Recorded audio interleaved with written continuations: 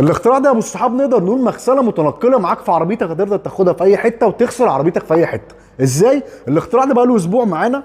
الاختراع ده وصل لحد البيت عندنا من عند الانترنت عادي، جايبينه ب 1860 جنيه. الاختراع ده تقدر تشحنه في البيت، بطاريه 48 فولت، مغسله متنقله في اي حته معاك.